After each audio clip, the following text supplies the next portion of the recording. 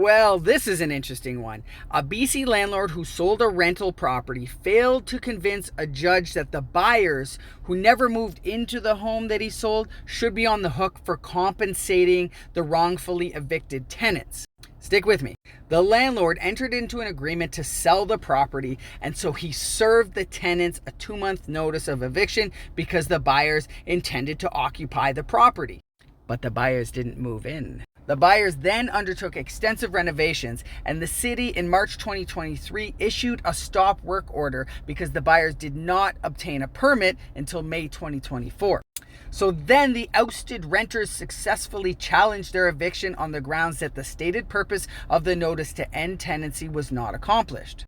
But the landlord, or the seller of the property, is arguing that it was the buyers, not him, who should have to pay for the tenant's wrongfully evicted suit.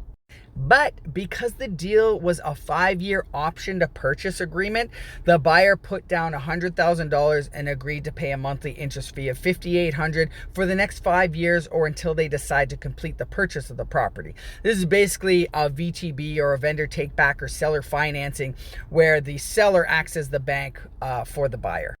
But because legislation defines a purchaser as someone who has agreed to purchase at least half of the full revisionary interest in the property, and the arbitrator found the criteria was not met. And so wrongfully evicted tenants in circumstances like these are generally entitled to compensation equivalent to 12 months of rent. In this case, that worked out to $67,800, but the judge noted an award of $65,000 as the maximum allowable for a dispute settled by the residential tenancy branch, which is the LTB in British Columbia.